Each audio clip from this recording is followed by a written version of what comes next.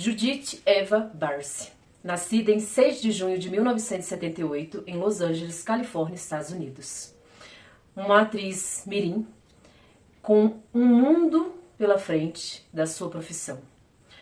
Judith foi uma criança que viveu até os 10 anos de idade. Apesar de seu talento, de seu carisma, Judith foi uma criança que sofreu tanto abuso físico como abuso mental por parte de seu pai. Ela era filha de imigrantes húngaros, de Joseph Barsi e de Maria Barsi. Eles haviam fugido da ocupação na Hungria em 1956 e haviam fugido para Los Angeles. Eles não se conheciam, tá? Os pais de Judith se conheceram exatamente em um bar próprio para imigrantes em Los Angeles, onde Maria era garçonete e Joseph era apenas um homem que bebia todo santo dia lá. Ele era muito tímido, só que ele sempre pagava suas bebidas com nota de $100. E isso deixou Maria um pouco impressionada. Ela achava que ele, por se tratar de um homem muito quieto, muito tímido, muito respeitoso e que sempre tinha dinheiro, poderia ser o homem certo para dar segurança e uma família a ela, já que ela havia fugido da sua cidade devido à ocupação. O início do relacionamento deles foi um início de relacionamento muito bom. Só que como Joseph tinha o hábito de beber todos os dias, né, o que a gente considera de alcoólatra, infelizmente logo a relação deles começou a ficar muito conturbada. Maria Barsi tinha um sonho de ser atriz desde pequena. Sonho este do qual ela nunca conseguiu realizar. E aí, exatamente em 6 de junho de 1978, com o nascimento de Judith, sua filha, Judith Barsi, ela decidiu que ensinaria os modos, postura, a forma de falar, né, a forma de se pronunciar, para que Judith, então, pudesse ser a atriz que Maria nunca pôde ser. E aí aconteceu o quê? Exatamente em uma tarde em Los Angeles, Judith estava fazendo patinação em um pátio de patinação de gelo, né? E ela tinha 5 anos de idade e estava tendo um comercial neste local.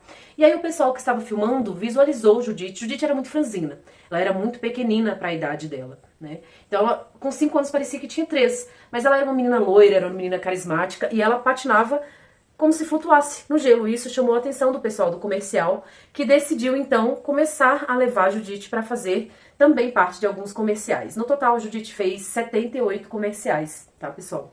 E fez também alguns filmes. Então, assim, ela começou a alavancar a sua carreira dos 5 anos em diante e começou a realizar o sonho que era exatamente o sonho da sua mãe. E logo após todos os comerciais que Judith já estava participando, ela começou a participar de alguns filmes, do quais vou elencar aqui quais foram os filmes que ela participou, que são Fatal Vision, que foi em 1984, Kids Don't Tell, que foi em 1985, Para Lembrar um Grande Amor, também em 1985, There Are Times, Dear, também em 1985, Inimigo Mortal, em 1986, Dançando com o Perigo, em 1987, Tubarão 4, A Vingança, em 1987, Em Busca do Vale Encantado, em 1988, e Todos os Cães Merecem o Céu, em 1988. Esses dois últimos filmes que eu linkei, eles foram filmes póstumos, tá? O que ocorreu? Por Joseph, o pai de Judith, beber muito, ele causava tanto violência física como emocional, tanto em Judith como em Maria.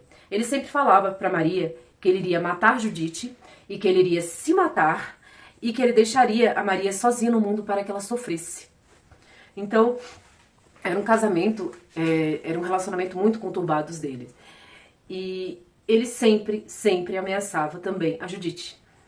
Teve uma vez que a Judith, antes de viajar para as Bahamas, ela ia fazer uma gravação que duraria 2 meses. Ela iria junto com a mãe dela, porque a mãe dela sempre acompanhou ela em todas as gravações, sejam de filmes ou de comerciais.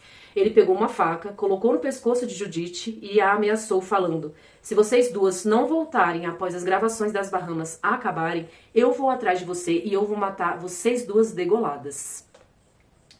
Só que isso, gente, começou a desencadear problemas de ansiedade em Judith. Ela começou a arrancar os próprios cílios, ela começou a arrancar os bigodinhos do gatinho dela, e ela começou a simplesmente ter crises de choros em meio às gravações. Então a sua agenciadora, num dia antes de uma gravação, se preocupou muito com Judith, porque Judith simplesmente teve uma crise de choro, que foi uma crise inconsolável, do qual ela nem conseguia falar o motivo dela estar chorando. E aquilo preocupou muito a agenciadora dela, que resolveu levá-la a um psicólogo infantil. E após a Judith sair dessa consulta com a psicóloga infantil, a própria psicóloga fez uma denúncia nos conselhos de menores do estado, né, lá de Los Angeles, e contou tudo o que Judith havia relatado sobre toda a violência física e emocional que Joseph causava a ela e a sua mãe Maria Barcy. Só que infelizmente na época, né, eles não fizeram muita coisa sobre.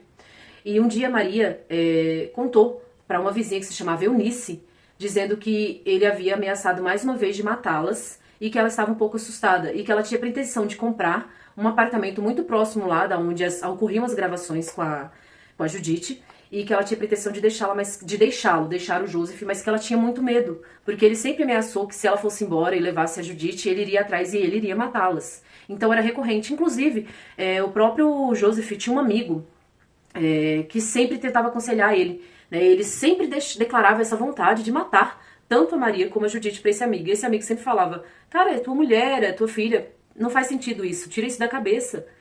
E que ele ainda perguntou assim, se você matar sua mulher, o que você vai fazer com a Judith? E ele falava, vou ter que matar ela também. Né? E essa declaração foi feita após ele realmente consumar o ato. Quando foi no dia 25 de julho de 1988, a agenciadora ligou lá para casa dos Barces porque a Judith simplesmente tinha faltado a uma gravação que ia ter de um comercial. E ela se preocupou, já que ela sabia do histórico do que ocorria lá da violência dentro de casa, violência doméstica. E aí quem atendeu foi o Joseph, e ele simplesmente disse que elas tinham pego um carro e tinham ido embora. E que ele ainda estava na casa porque ele estava se organizando as coisas dele para também, depois de uma semana, ir embora. Só que quando foi no dia 27, a vizinha Eunice, que foi exatamente a que a Maria tinha contado, que ele ameaçava elas de morte, escutou um estrondo às 8h30 da manhã, e quando viu, a casa estava simplesmente só fumaça e chamas. E aí ela chama a polícia.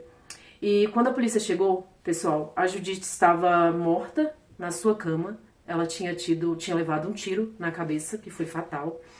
E a Maria estava caída no corredor também com um tiro na cabeça, que foi fatal. E seus corpos tinham sido carbonizados. Tinha sido jogado gasolina e queimado. E eles encontraram o Joseph morto na garagem, também com um tiro na cabeça e arma, um calibre 22 na mão, e com um galão próximo ao seu corpo, da qual não sabe se ele tinha pretensão de se incendiar ou se ele realmente iria atirar e achou que conseguiria se incendiar o próprio corpo. Foi muito triste, né, a situação. As pessoas que tinham participação da vida delas e que sabiam que elas sofriam esse tipo de ameaça se sentiram muito culpadas por não terem resolvido ou por não terem ajudado Maria a conseguir sair da casa antes. Judith tinha 10 anos de idade.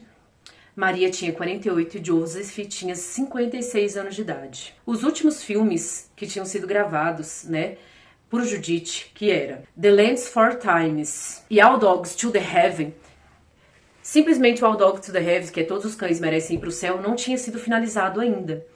Né? E para finalizar, eles precisariam, porque nesses filmes não teve participação, eram desenhos, não teve participação fisicamente dos atores. Eles usavam sua voz para interpretar os personagens. E no filme Todos os Cães Merecem Ir pro Céu, a Judith estava interpretando a voz de Anne Marie, que era uma criança órfã que conseguia falar com os animais.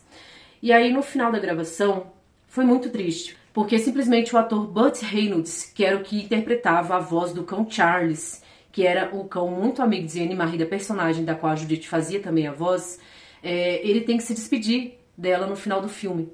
Né? E foi necessário simplesmente, gente, 78 vezes para que o Raymond conseguisse fazer a gravação do final sem chorar, porque as 77 vezes ele caiu no choro, porque no final do filme a interpretação da voz, né, a gravação é exatamente em que ele fala que ele precisa ir embora, mas que ele vai sentir muita falta da Anne Marie. Só que, obviamente, no ato da interpretação ele sentia pela morte de Judith, né, e era como se de fato ele estivesse se despedindo de uma menininha que era muito meiga, que era muito amada. Né? Eles chamavam ela de Anjinho no âmbito de gravação, por ela ser muito miudinha, muito pequenininha. Né? Inclusive a Judith teve até que fazer tratamento com injeções hormonais para ver se ela crescia um pouquinho, mas mesmo assim ela ficou muito mimosinha, muito miúda. E isso fazia com que eles tivessem muito amor, até pelo jeito dela, era muito meiga, uma voz muito linda. Vocês vão ver inclusive o final do filme, né, que Os Cães Merecem Ir pro Céu, em que a voz do Raymond, mesmo com as 78 tentativas de gravação, a voz dele sai bastante embargada, muito emocionado, né? Where are you going? Just on a little trip. Listen, Squeaker, I want you to do something for me, all right? Uh-huh. I want you to take care of Itchy. You know, just while I'm gone. You got a home now, and he doesn't have anybody. Don't worry, Charlie, I will. Great. Well, goodbye, little buddy. Oh, Charlie, I'll miss you. I'll miss you too, Squeaker. Now you go to sleep, huh? Charlie, will I ever see you again? Sure. Sure you will, kid. You know, goodbyes aren't forever. Then, goodbye, Charlie. I love you. Yeah. I love you too. E eles fizeram uma lápide em homenagem a Judite, também a Maria. E graças a todos os comerciais e graças aos filmes e desenhos que ela fez, Judite foi eternizada, apesar da maldade de seu pai, apesar do ato cruel de quem deveria proteger e amar.